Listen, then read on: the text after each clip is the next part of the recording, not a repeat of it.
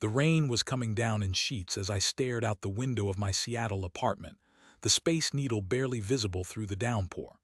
I am Torin, 43, a software developer, and until a few weeks ago I thought I had it all. A beautiful wife, a comfortable life, and a future stretching out before me like a clear, open road.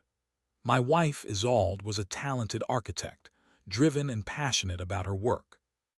We'd been married for 15 years, and though the initial spark had mellowed into a comfortable glow, I still loved her deeply. It started subtly. Isolde began working later, attending more conferences, and generally seemed preoccupied. I chalked it up to a demanding project at work. Architects, I figured, had deadlines just like software developers. But then came the phone calls. She'd step outside to take them, her voice low and secretive. When I asked who it was, she'd brush it off. Just a client, or someone from the office. The first real crack appeared during our anniversary. We had planned a trip to the San Juan Islands, a romantic getaway we both desperately needed. But the day before, Isolde announced she couldn't make it. A last-minute meeting, she said, her eyes avoiding mine. It's crucial, Torin, I'm so sorry. I tried to hide my disappointment, telling her it was fine, we could reschedule. But inside, a cold knot of unease was tightening. That weekend, I found myself restless and alone. I decided to surprise Isolde at her office with lunch.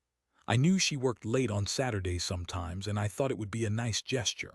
Her firm, a sleek, modern building downtown, was mostly deserted when I arrived.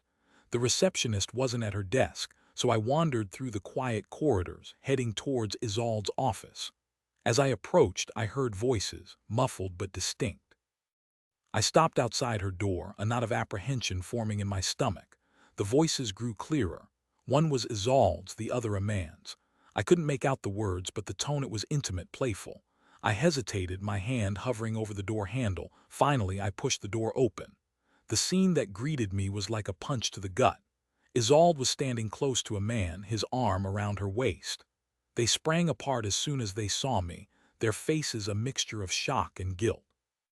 The man was someone I recognized. Jasper, a senior partner at the firm, a charismatic and notoriously flirtatious guy. Torin, what are you doing here? Isolde stammered, her face flushed. I couldn't speak. I just stared at them, the reality of the situation crashing down on me like a tidal wave. The late nights, the secret phone calls, the missed anniversary, it all clicked into place.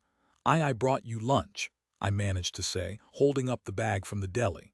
My voice sounded hollow, distant. Jasper stepped forward, his expression smooth and apologetic. Torin, I can explain what, Jasper? I snapped, my anger finally surfacing. Explain why you're touching my wife. Isolde stepped between us, her eyes pleading. Torin, please, let's talk about this at home. No, I said, my voice firm. We're talking about it now, right here, right now. The next hour was a blur of accusations, denials, and tearful confessions. Isolde admitted to the affair, claiming it just happened. She said she was unhappy, that I was too focused on my work, that she felt neglected. Jasper, to his credit, didn't try to deny anything. He apologized profusely, claiming he never meant to hurt anyone. I didn't buy any of it. I felt like I was watching a play, the actors reciting lines they'd rehearsed 100 times. The pain was excruciating, a deep, throbbing ache in my chest. 15 years. 15 years of love, trust, and commitment, all shattered in a single moment. I walked out of the office that day feeling like a ghost. The world seemed muted, distant. I drove home in a daze, the rain still pouring down, mirroring the tears streaming down my face. Over the next few weeks, the details of the affair emerged, each one a fresh blow. Isolde and Jasper had been seeing each other for months, meeting for lunches, dinners, and weekend getaways. They had even planned a trip to Europe together, a trip that was supposed to be our second honeymoon. The anger inside me grew, fueled by betrayal and resentment. I couldn't sleep, I couldn't eat, I couldn't focus on anything. My work suffered, my friends worried, and I felt myself spiraling into a dark abyss. One evening, after a particularly brutal argument with Isolde, I found myself driving aimlessly through the city. The rain had stopped, and the streets were slick with moisture. I ended up in a part of town I didn't recognize, a maze of narrow alleys and dimly lit streets. As I was about to turn around, I saw something that made me stop. A familiar car was parked in front of a seedy motel, its license plate unmistakable. Isolde's car, my heart pounded in my chest. I parked my car a block away and walked back to the motel, my footsteps echoing in the silence. I found Isolde's car and waited. I didn't have to wait long.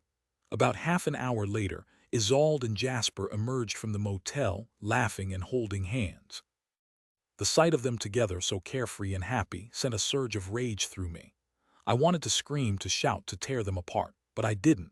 I just stood there watching them, my mind racing. That night I made a decision. I wasn't going to let them destroy me. I wasn't going to let them win. I was going to fight back, not with anger or violence, but with intelligence and strategy.